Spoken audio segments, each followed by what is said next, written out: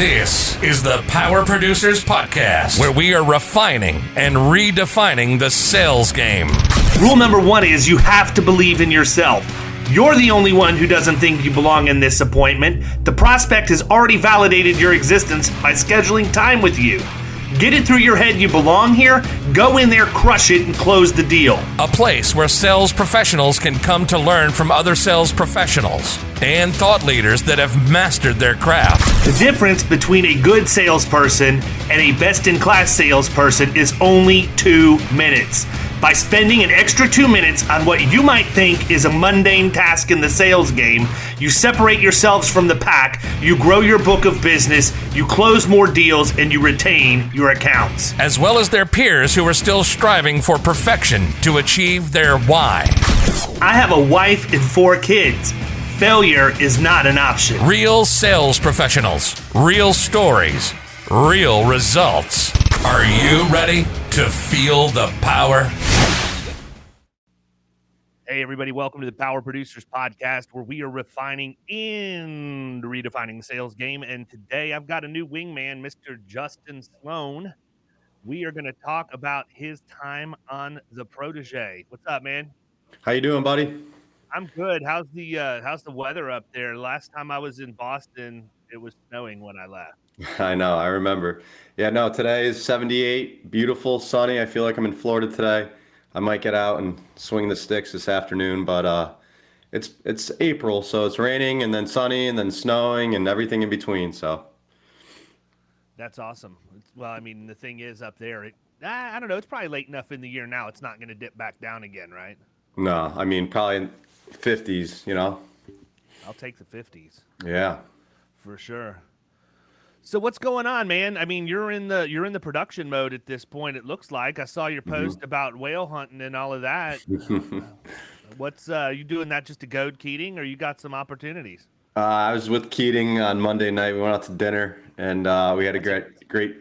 What's that? A dangerous dinner date, man. It went a little longer than expected, but I'm not surprised by that at all. He's Mr. West Hartford up there in Connecticut, and we were in his stomping grounds up there, so we had fun. But no, in all seriousness, so like you're aware, my niche is the health tech sector. I'm focusing on cyber liability insurance as well as the tech E&O. So the clientele that I'm going after, I know you helped me redefine basically who my ideal client was. I was like really whale hunting, you know, but now I kind of scaled back a little bit just based on the size of the organization. So with that, I've been able to fill out my CRM. I'm on Pipedrive, as you're aware, and basically create some automations with cyber risk assessments and do them preliminary behind the scenes. My team's assisting me with that. Inevitably, it's going to be done by VAs and whatnot. But long story short, I'm getting a few bites here and there, but not as much as I thought. But also, you got to keep in mind, my niche right now is real estate investment insurance, and I'm kind of spoon-fed leads because I built that niche out so successfully here in Connecticut in the Northeast. So it's kind of starting from square one, so to speak, but I'm pretty far along in the process where I have it pretty dialed in, and Bradley and Josh, my coaches, helped me really make my voice be a little bit different. Before I was doing, diarrhea of the keyboard and writing these long things. And my pitch, you saw it, David, it's a 30-second clip video. I think it's 2 sentences. So we're getting a lot more engagement. I'm seeing the open rates on that. I'm seeing the views on the video and stuff like that. So it's there. I think it's going to be a long game with some of these bigger operations. But I mean, like you said, I think you have a couple, you write 10 accounts a year. You're a happy guy because based on the size, and things of that nature. So, yeah, who are you using to write your cyber with? Out of curiosity. Yeah, well, unfortunately, your buddy Jared there over at CRC, we're using him. He's a wholesaler, and I say that jokingly. He's a great guy, but Jared set us up with direct markets. I'm sure as you have with Coalition, Corvus, Tokyo Marine, things like that. The problem with my particular niche that I'm doing in the Protege is it's a I don't want to say a unicorn. It's the opposite of a unicorn because you have the PCI, the PHI, and the PII. So the market's really hard right now on cyber. All the rates are going up. I'm getting a lot of declinations, Dave. So or they're just pricing it out with a high SIR, and they're just really making it very challenging for me to even get quotes on the table. So what I'm doing is, instead of focusing on the quotes, I'm focusing on the cyber risk assessments, exploiting the business, and then asking who their MSP is, their managed service provider, or if they have an internal. Most of them have internal IT people, but you can tell, like, hey, your employees are doing a poor job, and you say it nicely, obviously, and eloquently, but as I'm navigating these bigger organizations, they are walking targets. Especially in this vertical, it's pretty excessive. So I'm trying to laser focus on this, and then inevitably the goal is to either BOR the other lines, or try and just, I don't want to say quote it out, but at least have a look at it. So, well, I'm guessing that the financial services industry was just too hard of a market, or not hard enough of a market for you. So you had to go to cyber for medical to make it even more challenging on yourself. Yeah, I don't think you could find a tougher class, honestly, other than maybe a social network or something like that. But you know me, and you know my niche. I like going the opposite direction of all insurance agents. That's where the money is. And I'm not trying to be greedy here by any means, but I'm just telling you, like, people hate real estate flippers because it's such a low premium, and usually the personal lines person doesn't want to touch it because they don't understand it. The commercial people are like, that's beneath me. So, and I was on your podcast previously and spoke about that, but this is a polar opposite of that. But to a certain extent, what I'm realizing is kind of the same thing, because when you're competing with middle market producers and CSRs and agents, there's always going to be a chink in their armor, or whatever you want to see, a weak link in their chain, things of that nature. So I'm exploiting that. And that's kind of my value proposition, is coming in as a specialist, laser focus, just like you'd go to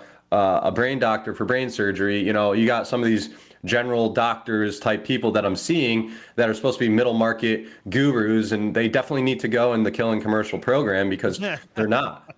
And one of the largest publicly traded insurance agencies, we moved down the street in Meriden, Dave. I don't think I told you yet. We're in a big 16,000 square foot.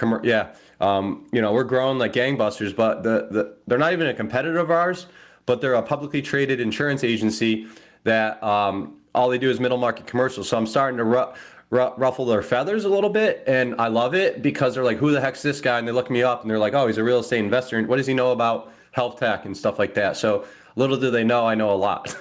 I'm learning a lot as I go through the motions as well. So. Well, I mean, that's the secret sauce right there, man. You have to put yourself in a position where you're not allowing your competitors to figure out how you got to where you're at. By the time they figure it out, it's too late, right? Well, they're signing up for your program, like I said.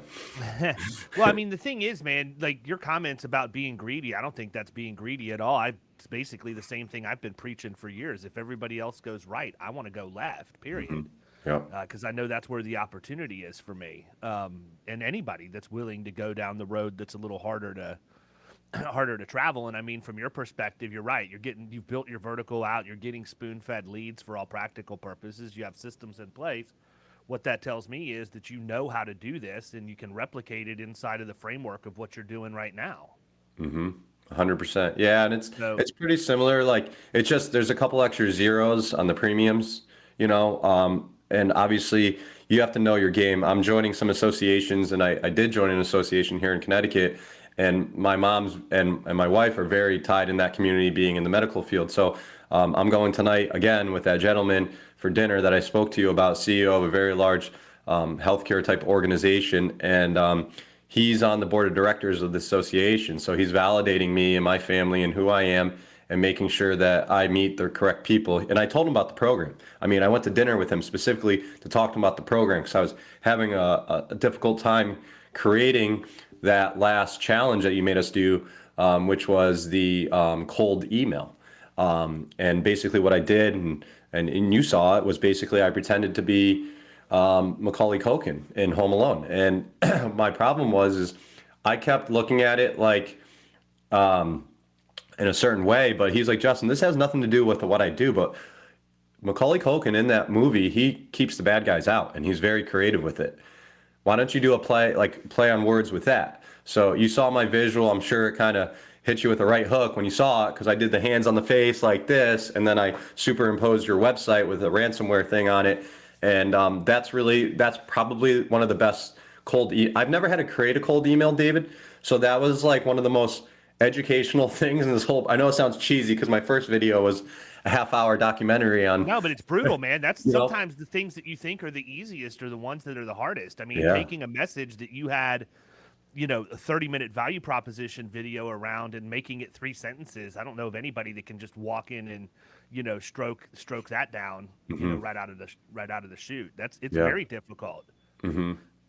So yeah, I mean, your point's well taken about how hard it was to do that. I mean, not every challenge that we came up with for you guys was earth-shatteringly difficult, but for people, and I think it's safe for me to say you've been in the industry a while, and you're maybe a little bit further along in your career and where you play than what some of the other contestants were. So some of that stuff would have been already being done, and you just had to transfer it into a different vertical that you were going to design for the show. What do you think the most challenging thing was you had to deal with during the experience? Besides that cold email, I would say just the whole process, Dave, of just, I didn't know what the show was about. And when you said, hey, pick a business that's thriving in COVID, I mean, we were in the heat of it too. I mean, it wasn't like all the businesses that I would think about going after are not thriving at all, So I really had to put my hat on, and you said you can't do a vertical that you're already in, and my business partner Chris Paradiso, as you're aware, does FedEx, Amazon, and that would have been a no-brainer. But I felt like that would have been, I don't want to say cheating, but that would have been an easy scapegoat for me to go down that path, because I personally don't do it at all. Nobody in my organization does at BSP Insurance. But I really wanted to challenge myself with this and take it to the finish line, and put my best effort in, because at the end of the day, you can't learn at all unless you become uncomfortable. And actually, ironically, Chris I look at him as a business partner, but also as a mentor, because he does things that other people like scratch their head at. Like, the guy wakes up at 3 a.m. and runs 10 miles. Like, what's going on? And but I look up to him as a mentor, business partner, things of that nature. But he always said, every day, Justin, I make myself in an uncomfortable position, because that's where growth occurs. So doing this, and I knew it was going to be an uphill battle, to say the least, with the vertical I picked and the product I picked. But the point is I'm not the only insurance agent that's probably having that problem, right? Finding the right markets, finding a competitive program, finding the right, company, et cetera, et cetera. So I'm navigating those waters. I failed a lot in this program, and nobody knows that because they don't see what I'm doing actively. But I know I failed a lot at certain things, but it also taught me a lot. You know what I'm saying? So, and one of my biggest things, and I think I told you this previously, was my goal during 2020 was to do a new vertical. I'm not bored with real estate investors by any means, but I realize, if we're going to be a widely successful organization like we're going to be, and I know we will be, is we need to start filling more niches inside of our organization and get away from being a generalist and things of that nature. So, I'm kind of working with my sister company, Bon Giovanni Insurance and Financial. They're one floor up from us. They specialize in everything but P&C. So they do a lot of health benefits and things of that. So I'm kind of looking at their book of business and saying, all right, where is the synergies, right? So they have like a large ambulance organization that I'm slowly courting and things of that nature. So I would say the one challenge in this whole thing is the small window of time that you gave us to produce. I think we have 90 days to show production numbers. And it's very hard for me personally to go after these types of accounts, build relationships, court them, onboard them, sign up BORs, whatever the case may be, in 90 days. And I'm not complaining. I love the challenge, and I'm pursuing it. It's just, typically I'm more of a relationship guy. And if I don't have relationships and I'm not known in that vertical, it's very difficult for me to do my standard operating procedure of join the associations, start rubbing elbows with the right people, take them out to dinner, because these types of accounts are marriages, like you don't just, this isn't a flip property deal where it's price driven, coverage maybe a little bit here and there, and the closing's in 5 days. On the property. It's literally the exact opposite of what you're used to doing, honestly. I mean, if you look at how you have things set up from a quote bind issue standpoint and some of the programs that I know you have in the agency, this is definitely completely the opposite of it. I mean, what you're doing on the other side to me is a volume play, and it's a systems and processes play Correct. that you've done a really good job of building out. And you hit the nail on the head, man. It's not easy, and that's truthfully what I wanted everybody to see. Is just because you have a good mousetrap that you've built up doesn't mean you're going to go out and produce business with it right away. Some of the people that decided that they were going to go after production early on have had some opportunities, and I think they'll ultimately be successful. But I don't have very high expectations at all for production numbers, being completely transparent. I think that the pipelines will fill up, but it's going to require just as much luck as it is skill to get into the right place at the right time. And then that also goes back to being a volume play of getting in touch with as many people as you possibly can. I'm interested in what your thoughts were, what originally had you throw your hat in the ring to be part of this. Yeah. Well, two things. Number one, anything that David Carothers is doing, I want to be a part of to the best of my ability. When I met you, I think I walked up to you and said, hey, it was something witty too. I think I said something like, man, you must write a shit ton of business or so. I remember saying something stupid like that. And you just looked at me like, who the heck are you? I think you were sitting by yourself on your phone, probably slinging $1 million deal or something. But, long story short, after I got to know you a little bit better and befriended you and, not just insurance talk, realized like you're the type of people that I would hang. If you were in Connecticut, I would hang out with you as much as I hang out with like Chris Paradiso and the guys, Ryan Keating, the guys up here that are shakers and movers. And the other thing was, kind of going back to my original point about I wanted to start a vertical, a new vertical. It had nothing to do with real estate investor insurance. And really, I like to be the test pilot of everything in my organization, the guinea pig, so to speak, before I give it to the agency to mess around with. So whether it's a technology or a new insurance product, we just got an insurance product yesterday for personal liability for police officers. Through a pretty cool, and I can send you that, by the way. It's through a wholesaler. I think it's a national program. And, I like looking at things that are new, shiny, and then break it and then say, does this fit our organization or not? And what I'm learning about this health tech product, it's not that it doesn't fit our organization. It doesn't fit our organization today, right? So I'm building this out. I'm gonna exhaust it, like you said, I think on a podcast recently, like you're gonna take it to the finish line.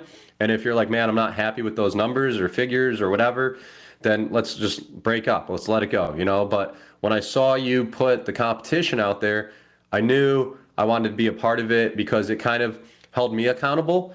And I love accountability and people. I'm a numbers guy. I run the sales in our organization and I love crunching numbers and all that jazz.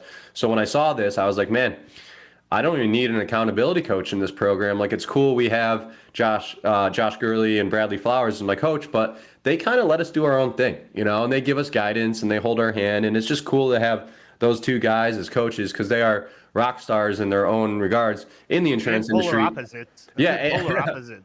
They couldn't be further, but they have the same personality. They're authentic. They're genuine. They want to help you. They will bend over backwards to make sure we're successful. And I feel like I might be letting them down a little bit, to my core because, at the end of the day, I want to write a crap ton of business, win the competition, make them look like great guys as they are. But, it's tough. It's an uphill battle. I think this is a long play. I'm probably going to run this probably for another 18 months, I would say, easily. Because once I start putting irons in the fire, I know it's a snowball effect, Dave, as you're aware. And all of a sudden, one's going to bite, two's going to bite. They're going to refer to their cousin that owns some other software company, da-da-da-da. And maybe it's not health tech related, but whales hang out with whales, they're not hanging out with minnows, or maybe they attract the minnows. I don't know. But, end of the day, I know that was a long answer to your very short question. But I needed some kind of accountability, and this program was that. So you talk about putting yourself into an uncomfortable position. Imagine creating a TV show with zero experience or technical ability whatsoever, and then trying to take it out of your head and get it into actually something. You guys made it easy. Y'all did it. Everybody did a really good job of getting their information in, and the coaches did exactly what I asked them to do. I think the thing, you and I have talked about this before, but I think the play in the cyber world, ultimately, if you're going to scale, is the managed services providers. Number one, because they have issues, right? I mean, that is the hardest market right now in the cyber world, is to write cyber for an MSP. So going in and taking the risk management approach and talking to them and being consultative and possibly putting together a way for them to open up their book to you so that you can go and then provide the appropriate protection for each of their clients really is a good risk management technique for the MSP, especially if it's provable that there are things in place that other MSPs may not have. I think that that's a huge way to scale. It's one of the ways that I've scaled with cyber. So it's really been, it'll be interesting to see. And the other thing I like about it is, this as well as I do, the industries are each different in their own way, but at the end of the day, man, if you build this vertical the right way with the right players and you have all of the resources and all your marketing collateral and everything done, there's nothing at all that says you can't take that same process in the same workflows and roll it into manufacturing, which, by the way, people, if you don't know that manufacturing is a massive cyber exposure, you probably should be doing some research on your manufacturing clients and how much of a cyber exposure they actually have, especially with the amount of computer run machinery that's involved in some of these automated processes. They're one ransomware away from having their operations completely shut down and more than likely have no protection because agents don't talk about cyber to manufacturers. They don't see that the risk is there. I mean, how about a VoIP system? Who doesn't run on VoIP at this point? I mean, we could go for days talking about all of it, but honestly, I don't want to ruin your competitive advantage or mine in the marketplace by getting that deep into this. But I mean, it's something that every agent should be paying attention to. And it's just like everything else that I say, by the time you get to where the market is hard, and that's when you want to learn, it's too late. You should have been learning up until this point. I've been preaching that a hard cyber market was coming for 2 years now. It's following the exact same path that management liability had followed 15 years ago. And guess what? Guess what else is a hard market right now? Management liability. And it's not an accident. So I do think that you're setting yourself up for the future. And, I can tell you where my head and my heart is when I decided I was going to do this. I know I'm taking a reputational risk to do this because I know that there are a lot of people out there that are going to say, who's this arrogant prick that's putting together a show that says, all these people need to be like me. That's not why I'm doing it. Why I did it was to draw awareness and put education into our industry and shine a light on the middle market. And your coach, Bradley Flowers, said it best when he said, he and I originally talked and he came back to me. He's like, look, I got to tell you, man, I've been thinking about this for the last 24 hours. He said, but think about it from this angle. $1 million listings is what made the real estate industry sexy, period. Yep. And when people started seeing, oh my gosh, you can be a real estate agent and you can do this, you can have financial freedom and you can have, a work-life balance and all of this other stuff.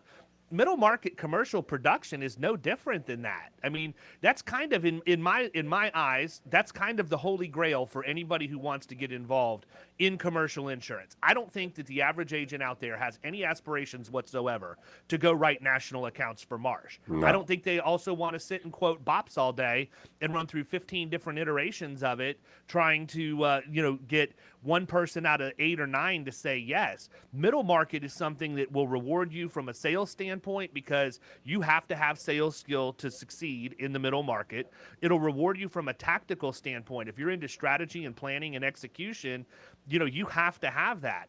From a technical standpoint, you need to understand systems. You also have to have product knowledge. You need to realize why a CRM is important and how you nurture these relationships that you have said yourself are a long time coming, So I just think that, what my hope is that, number one, everybody who watches this learns that there is a process and that you need to take that process and do something with it to make it your own or whatever else.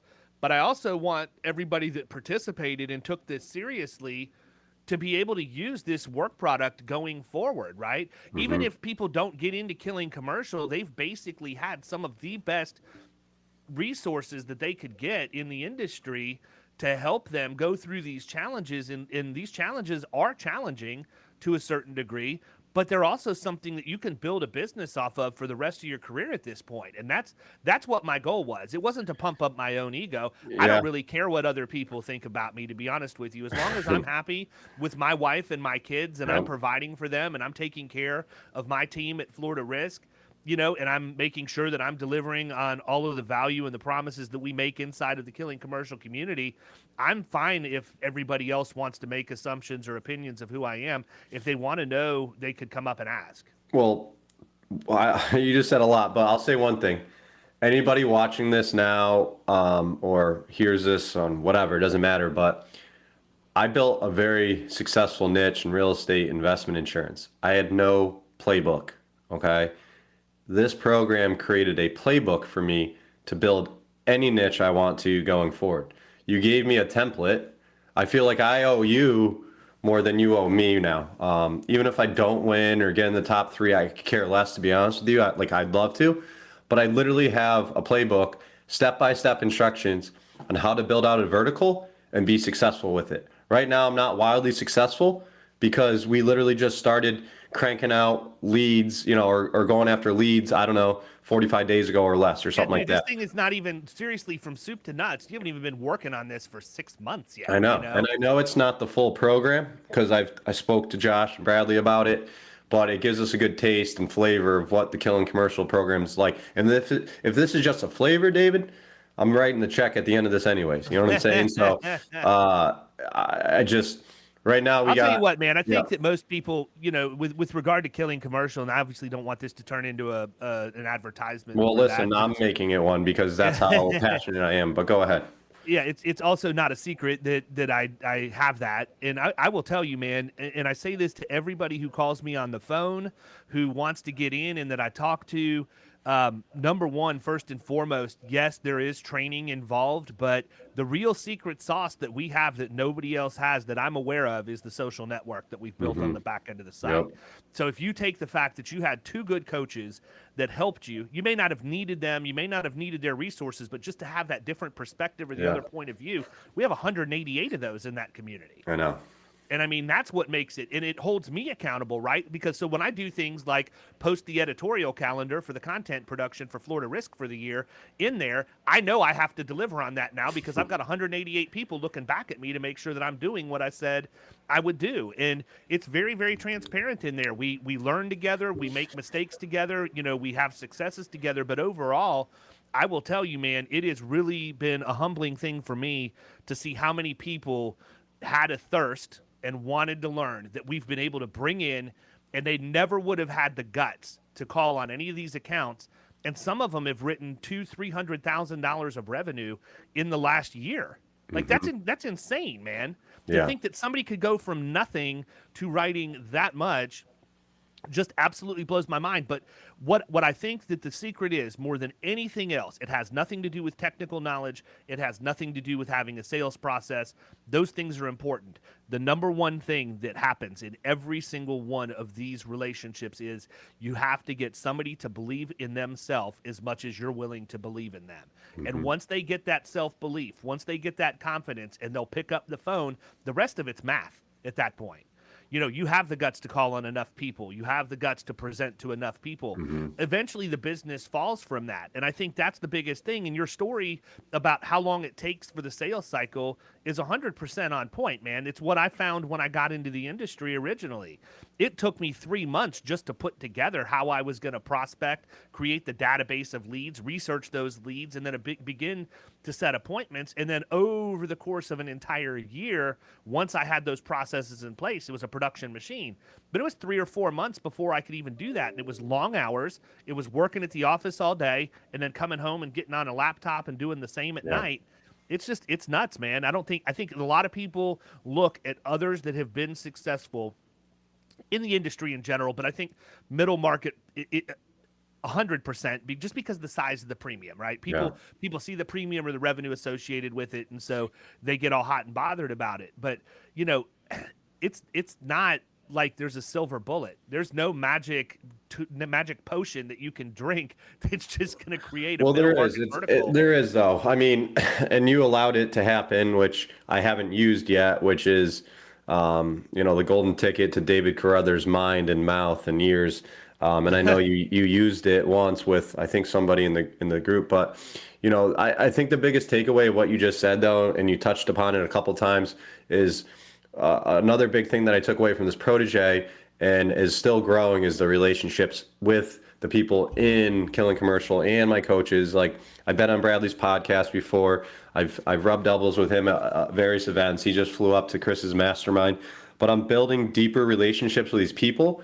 We're sending leads back and forth because we're understanding what they're good at, where they're located, what type of states they're licensed in, things like that. I think I refer now on average at least a dozen, like 10 to 12 leads a week to other agencies across the country, just because of relationships not only I built in this program, but also say, hey, Bradley, who do you suggest? I know you're here, but who else does this near you that maybe is your competitor that you're friendly with, Because you always want to do what's best for the client. And I feel like if you're not doing that, you're doing not only them a disservice, you're doing yourself a disservice. And a lot of people try and get into the middle market commercial space, and they're looking at it and they're doing the same mindset of being an insurance agent. And I think you had an episode recently on total cost of risk. David, I use that like on every account now. And I know the smaller ticket items, maybe not as much, but I did walk into a pretty large account that we did lose. It was a $280,000 account. It did renew within this 90-day window, but the work comp mod was 1.88, and the incumbent broker had the payroll flip-flopped on the class codes. One was like a driver's class code, one was clerical. So my underwriter was like, yeah, we're cool. We can do it at $130,000 a year in premium. But he didn't tell me that if the flip-flop happened, it would still be the same price, because he needed that price to get, to the right amount. And when they flip-flopped it, we're like, oh man, it's going to be a $20,000 credit. He's like, no, Justin, I need to be firm in my price, because based on the losses, et cetera, where they're trending, this is the only way we do it. So we literally had a BOR in all lines of business. The work comp we were writing standalone, and I was going to toss some cyber in for, I think, on his class of business, because they recycled like cell phones and laptops from hospitals and sold them and scraped the data and blah, blah, blah, or scrubbed the data. But I literally lost that account because the incumbent broker flip-flopped it by accident on the renewal proposal. And then their pricing actually went down because they had longevity with the carrier. They were with them for many years, and they were helping clean up some of their stuff. But I said, have you ever heard of total cost of risk? And I used those three things that you taught me about. And he's like, what how do you value production or something like that? How do you value, I forget the three of them right now, but I used it. How do you measure quality? How do you measure productivity? Quality, and how do you measure and then safety? measure risk or something like that. And when I said that, it was crickets. It was literally crickets. And that little tidbit is the reason why I was about to write over a $250,000 account, David. And the fact that I even had that opportunity was only because of this program. That was something that I would have just walked away from. It looked a little complicated. The class of business was a little tricky. But the fact that I was able to compete on that shows that this program is working. And I'm not, again, this isn't an advertisement, but I'm just preaching my experiences through this whole program. So. That's awesome. So if there's anything at all that you want to let, before we wrap up, if there's anything that you want to let everybody know about Justin Sloan and his participation in the Protege, because, by the way, I have every confidence in the world you'll be in the top three. I know that you've told me multiple times you don't know that that'll happen. I'm 100% confident that it'll happen. I mean, you put the right amount of work in, you have the right mousetrap, and it's going to be a popularity contest at the end. The production just gets you to the dance for the final three. Then it's what you've done to build your presence on social and everything else. What do you want everybody to know about Justin? No, just basically follow me on Instagram, because we're going to be plugging some of the video content, I think in June or something like that, David. And I believe they're using my personal Instagram, which is my full name, Justin Mark, M-A-R-K, Sloan. Okay. And then also we're probably going to do it on our business page at BSP Insurance on Instagram as well. So that's where you guys can follow me. Make sure if I do make it to the top three, vote. I don't know the voting structure, but I would appreciate it. And let's go. Let's do it. I'm going to tell you the voting structure. The voting structure is that the top three people are going to be presenting their experiences live at Jason Cass's Brain Share, September 13th through 15th at San Antonio, Texas. And then we're going to stream those presentations live in the country, and the audience that's there live will be able to vote through a mobile app that will give us the winner in real time. We will have no idea who wins until they know who wins, and I am ready for this to roll. Cool. Well, thanks for having me on, Dave. It's been a pleasure, and I appreciate everything you've done for me through this whole process, so thank you for that. Absolutely, man. My pleasure. Ladies and gentlemen, it's Justin Sloan, BSP Insurance. Make sure you pay attention. My man is making waves out there. Take care, bud. All right. You've been listening to the Power Producers Podcast. You can follow Killing Commercial Insurance on Facebook and YouTube. And if you want to take your game to the next level, check out our book, The Extra 2 Minutes, and our website, killingcommercial.com.